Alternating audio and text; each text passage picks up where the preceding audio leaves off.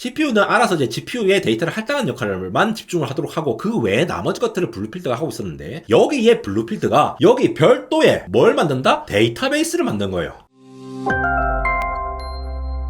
네, 여러분 반갑습니다. 에러입니다. 지난 CES 2026에서 젠슨 황이 엔비디아 키노트를 진행을 했었고 여기에서 베라 루빈 플랫폼의 실질적인 모습을 공개를 한과 동시에 세부적인 내용도 조금 더 밝혔거든요. 물론 이전에 이미 소개된 개념들을 합쳐서 얘기를 하는 것도 있었지만 그리고 각각의 컴포넌트들이 한 세대 더 나아진 걸로 개선된 측면도 있는 것도 맞지만 그 중에서도 특히 블루필드라는 DPU를 중심으로 그 역할이 굉장히 많이 바뀌면서 낸드 플래시가 훨씬 더 많이 필요하게 됐습니다. 여러분 잘 아시는 우리 휴대폰에 들어가는 저장장치 있잖아요. UFS 혹은 우리 포터블 SSD 같은 그런 SSD에 들어가는 낸드 플래시 이제는 D램이 HBM뿐만 아니라 LPDDR 방금 보여드린 그 베라 CPU 때문에 LPDDR도 엄청나게 많이 요구되잖아요. 근데 이번에 새롭게 공개한 거는 낸드 플래시마저 엄청나게 많이 쓰겠다라고 선언을 한 상황이에요. 이러한 구조를 ICMS라고 하는데 요게 왜 어쩔 수 없이 엔터프라이즈용 SSD, eSSD 쪽의 수요를 엄청나게 부를 수 있는지 그리고 지금 샌디스크나 키옥시아 심지어 SK 하이닉스조차도 HBM의 낸드 플래시 버전인 HBF라고 하는 하이 밴드위스 플래시라고 하는 얘기들이 절차 소소소 나오고 있거든요. 우리 HBM의 아버지라고 부르시는 카이스트 김종현 교수님 계시죠. 그 HBM의 넥스트가 HBF다라고 말씀을 하시기도 합니다. 제 개인적으로는 그 HBF가 HBM만큼의 파급력은 솔직히 없다라고 생각하는데 왜 그렇게 생각하는지까지도 그렇지만 어쨌든 낸드 플래시마저도 엄청나게 지금 가격이 폭등하고 있다는 사실을 전반적으로 살펴보면서 엔비디아가 어떤 일을 벌이고 있는지를 이해를 하면은 현재 AI 인프라 시장이 어떻게 바뀌는지를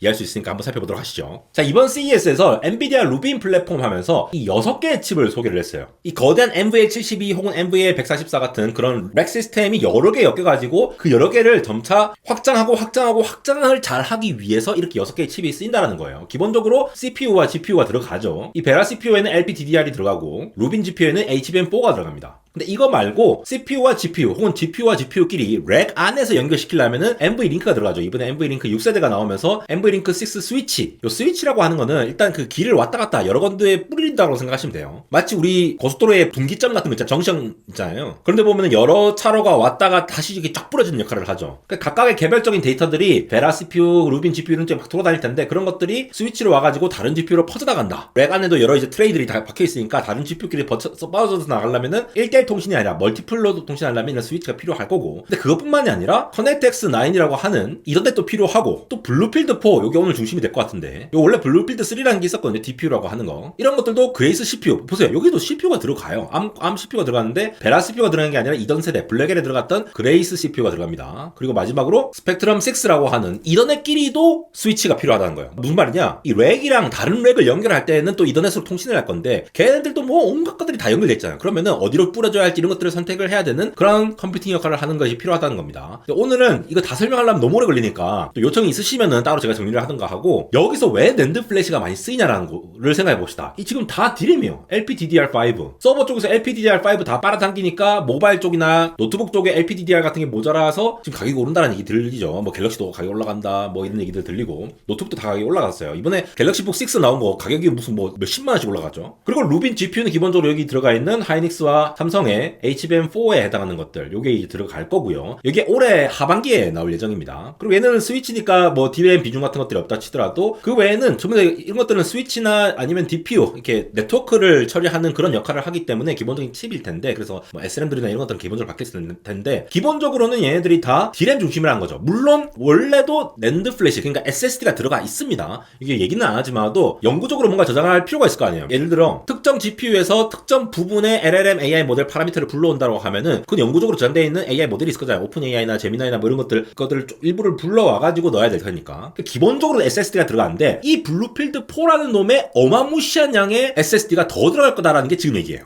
그거를 젠슨 황이 이번에 뭐라고 설명하느냐 엔비디아가 ICMS라고 얘기를 합니다. 뭐냐 인퍼런스 컨텍스트 메모리 스토리지 플랫폼. 자 인퍼런스 추론을 할 때 컨텍스트 메모리라는 거를 스토리지에 저장하겠다. 이 스토리지라고 얘기하는 거는 보통 우리가 메모리라고 얘기를 하면은 보통 D램을 얘기하는 거고요. 스토리지라고 얘기를 하면은 보통 SSD나 UFS 같은 낸드 플래시 기반의 저장 장치 하드디스크 같은 그런 걸 말하는 거죠. 여기서 컨텍스트 메모리라는 거는 트랜스포머의 KV 캐시라고 하는데 저 바로 말씀드릴게요. 뭔지 AI 모델 돌릴 때 장기 기억에 해당하는 어떤 배경 설명에 해당하는 것들이 되는데, 이런 것들을 기존에는 낸드 플래시 안 넣고 그냥 HBM에 넣거나 아니면 잠깐 뭐 D램에 넣거나 이런 식으로 해가지고 썼는데, 그걸 더 효율적으로 하기 위해서 아까 잠깐 말씀드린 블루필드라고 하는 DPU를 기반으로 ICMS라고 하는 인퍼런스 컨텍스트 메모리 스토리지 플랫폼이라고 하는 요거를 여기에 넣겠다는 얘기가 나오게 된 겁니다. 이게 GPU당 16TB가 들어가거든요. 그러면은 NVL72 전체에 72개의 GPU가 있으니까 곱하기 하면은 1150TB, 그러니까 1.15 페타바이트의 낸드 플래시가 이거 하나에 필요하다는 겁니다. 이 렉 한 개에 필요하다는 거예요. 저는 갤럭시랑 아이폰 둘 다 쓰는데 딱 지금 제가 쓰고 있는 모델 두 개를 갖고 왔습니다. 이 애플의 아이폰과 갤럭시 S25 울트라 이렇게 두 개를 쓰고 있는데, 얘네들 우리가 보통 정말 용량 많이 쓰시는 분들은 1TB를 쓰죠. 근데 보통 뭐 요즘 한 512기가가 중용이고 좀 싸게 하려면 256기가 이렇게 쓰잖아요. 얘 각각 그냥 1TB로 쓴다고 칩시다. 근데 얘 한 렉 한 개 1152TB니까 이거 하나에 스마트폰 1152개, 그것도 1TB짜리 1000개에 들어가는 스토리지가 팔리느라고 보시면 돼요. 만약에 256기가짜리 스마트폰이라고 하면은 4000개짜리라고 보시면 되겠죠. 요거 하나만 사면은 여기에 들어가는 SSD가 여기 대비해서 4000개가 들어간다. 여기 들어가는 것도 eSSD라 해가지고, 이거 서버용 SSD는 또 요구 조건이 달라요. 이 모바일에 하는 것까지 요구 조건이 다르기 때문에 훨씬 더 빡세게 성능이나 신뢰성 같은 것들을 지키면서 할 수도 있고 좀 조건이 다르지만, 어쨌든 용량 기준으로 보면은 요거 대비해서 1000배에서 4000배에 해당하는 게 요 하나에 들어간다. 근데 이거 하나만 있는 거 아니잖아요. 빅테크 하이퍼스케일러들이 요거 하나만 사는 게 아니라 이렇게 큰 거, 물론 이 전체 중에서도 NVL72 8개 해당하는 거랑 다른 걸 라우팅하는 거 여기에 있겠지만도, 예를 들어 DGX 기준으로 8개의 DGX 베라루빈 NVL72 시스템을 보면은 이 렉 곱하기 또 슈퍼팟에 해당하는 그 렉 개의 개수까지 곱해지면은 SSD가 한 번 사면은 어마무시하게 많이 들어간다는 거죠. 그러니까 낸드 플래시가 동일할 수밖에 없다라는 거예요. 이것 때문에 지금 샌디스크라고, 우리 옛날에 USB 스틱, USB에 들어가는 그 메모리 스틱도 전부 다 낸드 플래시가 들어가죠. 낸드 플래시 들어가는 이런 샌디스크 같은 기업들도 최근에 1월 중순 시작해갖고 더 올라. 낸드가 좀 더 모자랄 것 같다는 얘기가 스물스물 들리기 시작하더니 그 이후부터 막 오르기 시작하는 거야 막. 키옥시아라는 기업 아시죠? 옛날에 도시바, 원래 낸드 플래시의 원천 기술을 가지고 있는 기업이 바로 이 키옥시아입니다. 근데 이제 약간 망하면서 뭐 키옥시아 이렇게 바뀌게 됐는데, 얘네들도 뭐 이때부터 계속 오르기 시작하는 거야. 물론 뭐 우리나라 하이닉스나 삼성전자 같은 경우도 그렇지만도 이렇게나 가격이 많이 오르고 있다라는 거죠 지금. 낸드 플래시가 그렇게 동날 것 같다는 얘기가 계속 나오니까. 자, 그러면 왜 그러냐를 얘기를 할 때 우리가 지금 트랜스포머 구조를 이해를 해보시면 돼요. 근데 제가 맨날 어렵게 설명하니까 좀 다들 안 보시고 끄는 것 같은데, 제가 쉽게만 말씀드릴게요. 자, 트랜스포머라는 게 우리 그냥 오픈 AI, 챗 GPT 혹은 제미나이 같은 거 치면은 뭐 이런 동작을 해갖고 뭐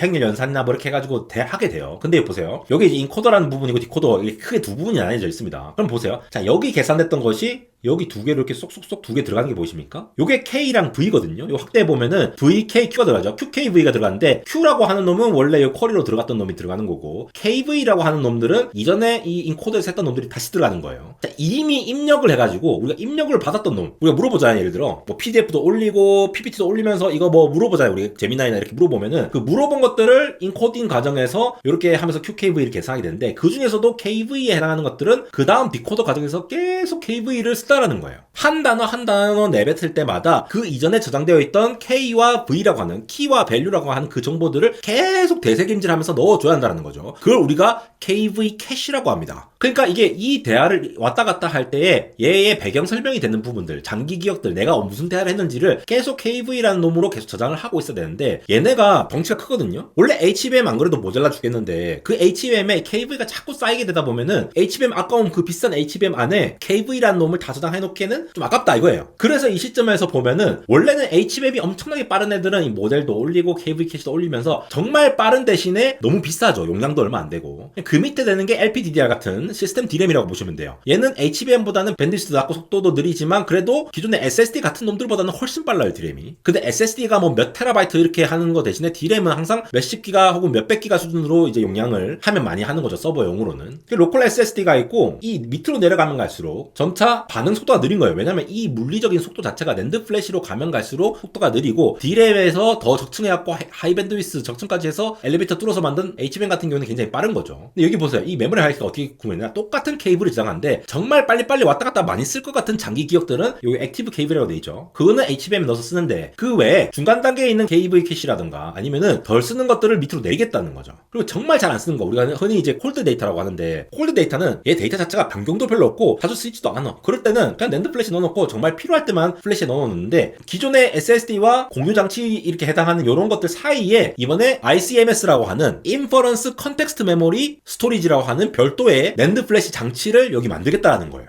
우리 퀄컴의 스냅드래곤, 아이폰에 들어가는 A 시리즈 혹은 맥북의 M 시리즈, 인텔의 CPU라든가 엔비디아의 GPU, 구글의 TPU, 퓨리오사 이런 기업들의 NPU 같은 것들, 현대의 모든 무슨 PU 하는 설계는 이 메모리와 실제로 계산하는 로직에 해당 부분들을 어떤 구성으로 할 거냐가 핵심이에요. 애초부터 저장하는 곳과 계산하는 곳은 분리돼 있다. 근데 메모리가 HBM이냐, DRAM이냐, SRAM이냐, 레지스터냐, SSD냐, 낸드 플래시냐 뭐 이거에 따라서 각각의 속도라는 특성이 다르기 때문에 어떻게 잘 하면은 이거를 빨리빨리 메모리를 왔다 갔다 쓰면서 어떤 건 캐시로 쓰고 어떤 것들은 또 이제 천천히 저장해놨다 나중에 불러오고 어떤 거는 전원 끄면은 다 없어지고 어떤 것들은 전원을 꺼도 계속 저장돼 있고 이런 특성을 활용한다는 거예요. 이게 바로 컴퓨터 아키텍처거든요. 이런 메모리랑 계산을 동시에 하겠다는 개념이 바로 뉴로모픽 반도체인 거고요. 그러니까 현대의 GPU나 모든 것들은 이 메모리의 계층 구조를 어떻게 쪼개냐의 싸움이에요. 그러니까 엔비디아도 최근에 루빈 CPX라는 걸 둬가지고 HBM 안 쓰는 GDDR을 쓰는 거를 가져와가지고 또 얘기를 하는 거죠. 그렇게 하니까 좀 더 잘 될 거다라고 얘기하면서. 그래서 이 6개의 칩 중에서 다른 거 다 DRAM 쓰고 하는데 이 블루필드 4 DPU라고 하는 이 DPU가 그래서 CPU를 많이 박아놓고 또 여기에 연결된 별도의 엄청난 양의 낸드 플래시를 박아넣어서 SSD를 넣어가지고 좀 잘 안 바뀌는 그런 KV 캐시들을 여기에 몽땅 다 연결해 놓겠다 라고 하는 개념이 인퍼런스, 컨텍스트 메모리, 스토리지, ICMS의 핵심 컨셉입니다. 전체로 보시면은 보세요. 기본적으로 베라 CPU랑 루빈 GPU가 있잖아요. 그 NVLink C2C로 이렇게 연결될 거고 이 GPU끼리도 요 뒤에 있는 GPU끼리도 이제 NVLink로 연결될 거예요. 같은 이제 트레이에 있는 것들은 그런 것들이 또 NV 스위치를 이용해가지고 서로 다른 이 위아래로 막 쫙 GPU들이 연결되는 게 NV 스위치 역할인데 이런 것들을 우리가 뭐라 하죠? 스케일링 업 한다고 하죠. 이 하나의 렉 전체에서 GPU들이 72개가 박혀 있으면은 NVLink 스위치를 통해 가지고 안쪽으로 쫙 커지는 거. 그걸 스케일업이라 하고 그리고 스펙트럼 6 같은 스위치 요거는 이더넷을 통해 가지고 이런 렉 여러 개들을 쫙 옆으로 쫙쫙쫙쫙 병렬로 연결하는 거 요거를 이제 우리가 스케일 아웃이라고 합니다. 그럼 그 사이에서 블루필드 4라고 하는 이 DPU라고 하는 놈은 원래 뭐 커넥트X NIC도 이거 네트워크 카드거든요. 이거 인터페이스 카드니까 이더넷을 하도록 하는 같은 놈들인데 이런 네트워크 처리 같은 것들은 여기서 하겠지만 그리고 블루필드 같은 경우에도 여기서 뭐 데이터 안에 있는 내용들을 보고서 뭐 시큐리티 관련된 내용들이라든가 이런 것들을 검색하는 기본적인 기능들이 있어요. CPU를 대신해서 CPU는 알아서 이제 GPU의 데이터를 할당하는 역할만 집중을 하도록 하고 그 외에 나머지 것들을 블루필드가 하고 있었는데 여기에 블루필드가 여기 별도의 뭘 만든다? 데이터베이스를 만든 거예요. 데이터베이스라고 하면 이게 지금 KV 캐시를 지금 넣을 건데 장기 기억에 해당 여기 넉넉한 엄청난 양의 낸드 플래시 SSD를 박아놓음으로써 KV 캐시가 왔다 갔다 해서 여기서 알아서 처리할 수 있도록 이렇게 해서 하겠다는 겁니다. 그러니까 베라루빈 설치되면은 올 하반기부터 낸드 플래시가 엄청나게 많이 팔릴 거고 그 하반기에 팔려고 하면은 지금 상반기부터 여러 가지 낸드 플래시 벤더들이 엄청나게 공급을 하고 있겠죠. 그래서 이 내용을 보면은 기존의 CPU 패스는 원래는 네트워크도 처리를 해야 되고 중간에 CPU한테 야 이것 좀 해줘 저것 좀 해줘 이렇게 하면은 여러 가지 복잡한 것들을 CPU들이 다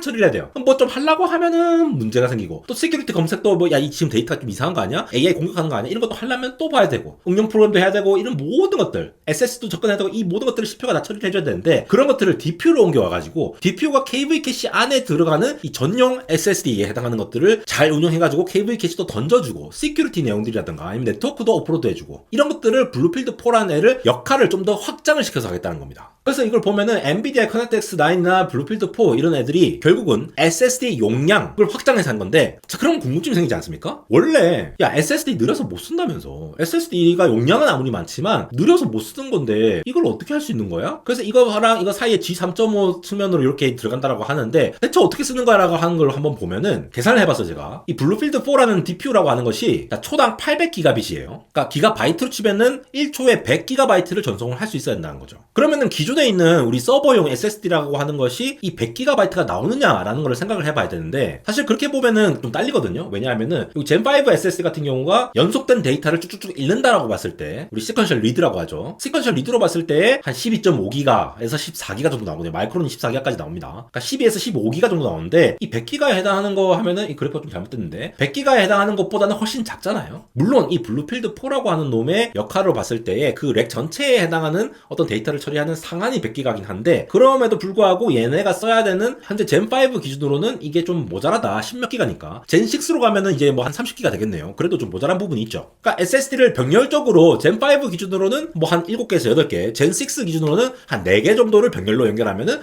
이거 좀 커버를 할 수 있겠는데? 라는 생각이 들죠. 근데 여기서 문제는 제가 시퀀셜 리더 순차 읽기라고 했잖아요. 근데 KV 캐시라고 하는 거는 말 그대로 장기 기억 중에 어떤 부분을 가져오기 때문에 시퀀셜하게 파라미터를 쭉쭉쭉 읽어갖고 다 땡겨오는 것이 아니라 부분 가져오는 랜덤 리드를 가져오기 때문에 성능이 훨씬 더 떨어져요. 그러니까 실제 체감 능력은 요것보다 훨씬 더 떨어질 거란 말이죠. 그래서 기존에 있는 서버용 SSD가 이걸 커버할 수 있을까 과연? 요런 의문이 나온다는 겁니다. 그래서 어떤 내용이 나왔냐? 딜렉에서 나온 기사인데 카이스트의 김종호 교수님께서 원래 이제 HBM의 아버지라고 부르시는 분이죠. 하이밴드에스 메모리, 그러니까 D램이 아니라 하이밴드에스 플래시가 앞으로 2, 3년 내에 나올 거다. 고대폭 낸드 플래시가 필수다. 이런 얘기가 나온다라는 거죠. 그러니까 HBM과 구현 방식이 비슷해요. D램을 올렸다고 하면 이거는 플래시를 올리는데 자, 왜 그렇게 하겠습니까? 원래 아까 제가 12기가, 15기가 나온다라고 하는 것도 낸드 칩을 이렇게 막 병렬로 둬요. 그래갖고 각각 채널을 병렬로 이미 처리를 하고 있거든요, SSD에서. 그러면은 아까 12기가에서 15기가 나오는 것보다 더 빠르게 하려면은 사실 이 채널 수를 그냥 늘려주면 돼요. 한 4배 차이 난다 하면은 8채널 쓰는 게 아니라 32채널 쓰면 되거든요. 그러면 이제 칩이 엄청나게 커지겠죠. 컨트롤러가 엄청 커지고. 그러니까 그렇게 하는 것보다 낸드 하나하나를 병렬로 하는 것보다 이 낸드 칩들을 다 쌓아서 HBM처럼 여기 핀들이 원래는 예를 들어 뭐 8바이트씩 8바이트씩 나온다 라고 하면은 그거를 쌓은 만큼 한꺼번에 몇십 바이트씩 나오게끔 한다는 거죠. HBM도 그런 거잖아요. D램도 원래는 몇 바이트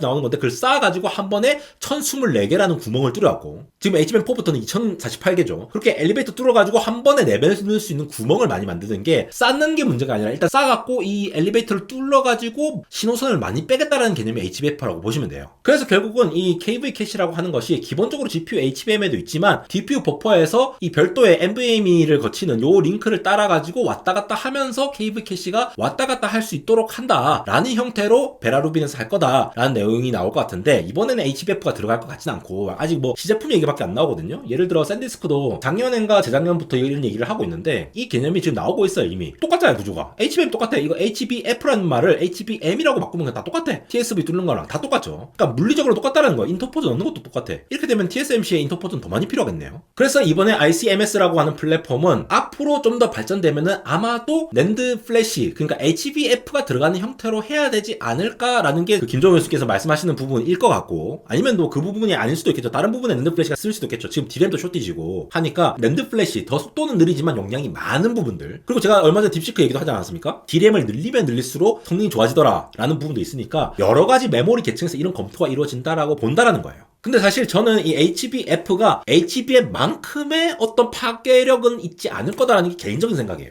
자, 개인적인 생각입니다. 이게 맞다는 게 아니라 왜 그러냐를 보면은, 자, 보세요. 일단 낸드라고 하는 거는 왜 느리냐 생각해 봤을 때 옛날에는 이 낸드 셀이라고 하죠. 하나의 이 저장하는 이 셀 안에 0 아니면 1로 구분될 수 있도록 전압을 구분해서 넣었고, 그게 이제 MLC, TLC, QLC라고 해서 하나의 셀에도 저장하는 정도를 2개, 3개, 4빛 이렇게 나누면서 저장하게 됐거든요. 이게 왜 그럴까요? 똑같은 트랜지스터와 똑같은 셀 안에, 그 셀 안에 훨씬 더 많은 데이터를 더 저장하고 싶었던 거예요. 이게 왜 그러냐? 낸드 플래시는 얘가 훨씬 더 빠릅니다. 그러면 대신에 용량으로 치면 얘가 용량이 훨씬 적죠. 똑같은 용량으로 치면 얘가 더 비싸다라는 얘기입니다. 그래서 D램 같은 경우에는 애초에 이게 과점 시장이잖아요. 삼성과 최근에는 이제 삼성이 좀 따라잡혔지만도 하이닉스가 1등, 삼성 2등, 그 다음에 마이크론 3등 이렇게 3강 체제로 가고 있어요. 그 다음에 이제 중국 업체가 이제 좀 들어간다 약간 이런 느낌인데 낸드 플래시 같은 경우에는 기본적으로 경쟁 상대가 엄청나게 많습니다. 심지어 YMTC라고 하는 최근에 이 중국 시장 부분도 엄청나게 분포가 많은 거 보이십니까? 삼성 하이닉스 말고도 마이크론, 키옥시아, 샌디스크 전부 다 서로 싸우고 있는 역할이에요. 그러니까 조금이라도 똑같은 공정 안에서 더 많은 데이터를 집어넣으려고 하는 단가 싸움이 치열한 것이 바로 낸드 플래시 시장이거든요. 그런데 HBF 같은 거를 만들면은 자, 기존에는 안 들어가던 요런 이 TSV 같은 요런 공정들, TSV 같은 공정들 다 뚫어가지고 다시 붙여야 되고 이렇게 하면은 비싸질 거란 말입니다. 이게 비싸진다란 말은 낸드 플래시가 원래도 단가 싸움에서 엄청나게 저렴하게 용량을 많이 하는 게 경쟁력이기도 했는데 이 자체가 너무 비싸버리면은 이걸 사가는 사람도 부담스럽고 이걸 파는 사람 입장에서도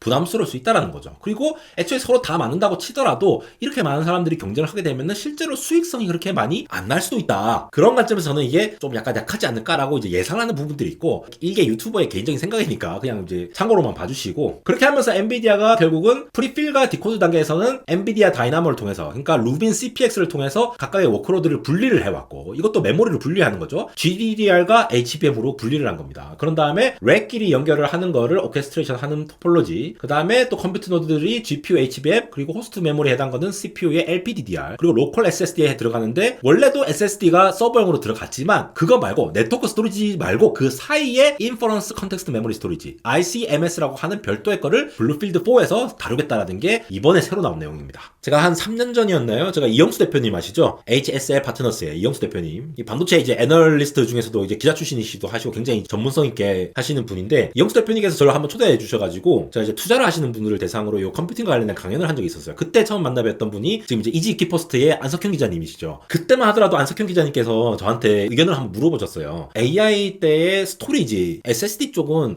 별 수요가 없느냐라고 물어봤을 때 단칼에 말씀드렸어요. SSD는 기본적으로 용량이 많이 큰데 병목 자체가 HBM이기 때문에 이미지를 많이 생성하고 비디오가 생산되고 이렇게 아무리 많이 얘기하더라도 스토리지까지 왔다 갔다 할 그건 없다. 그래서 현재로서는 좀 힘든 것 같다. 뭐 많이 돼 보면은 그때만 하더라도 그 우리 이미지 생성기라든가 소라 같은 거 안 나왔을 때거든요. 그래서 나중에 그런 것들이 많이 데이터가 생성되고 하면은 그런 것들을 이제 콜드 데이터로 저장해 놓는 용도로는 스토리지가 필요하겠지만도 아예 뭐 AI 구조가 바뀌지 않느냐는 그게 쉽지 않을 거다라고 했는데 그새 2, 3년 만에 상황이 또 많이 바뀌어가지고 HBF라는 개념도 나오기 시작하고 D램이 너무 쇼티지니까 그거를 또 워크로드를 쪼개서 특정 부분을 스토리지로 옮기는 역할까지 얘기를 하고 있다는 거죠. 우리나라는 지금 D램과 낸드 플래시 모두가 지금 쇼티지이기 때문에 메모리 1, 2등 하이닉스와 삼성이 지금 굉장히 지금 잘 달리고 있는 상황이다 라고 보시면 되겠고 하이퍼스케일러들이 이렇게 투자를 하는데 이때를 잘 노려가지고 지금 열심히 일하고 계시는 엔지니어 분들 또 보람되게 요즘 AI 시장이 지금 많이 바뀌고 있다 보니까 전문직이 많이 뭐 위기가 있다 이런 얘기 하잖아요. 근데 엔지니어적인 일도 물론 일부가 대체가 되겠지만 진짜 이런 거 만들기 위해 고생하시는 엔지니어가 아무래도 우리나라에서는 좀 이렇게 상대적으로 대우를 많이 못 받았기 때문에 이렇게 잘 될 때에 정말 잘 대우를 해줘야지 또 많은 사람들이 또 공대 지원하고 물론 뭐 공대만 다 잘 돼야 된다는 얘기는 아닙니다. 아무래도 요즘 기술의 시대다 보니까 이런 응원하는 마음에서 또 말씀드려봅니다. 안대공학 인스타그램 언리얼텍점에러에서 많은 내용들 이렇게 올려드리고 있습니다. 유튜브에서 올리지 않는 다양한 소식들도 이렇게 받아가시기 바라고 빠른 소식 받아가시기 바랍니다. 지금까지 에러였습니다.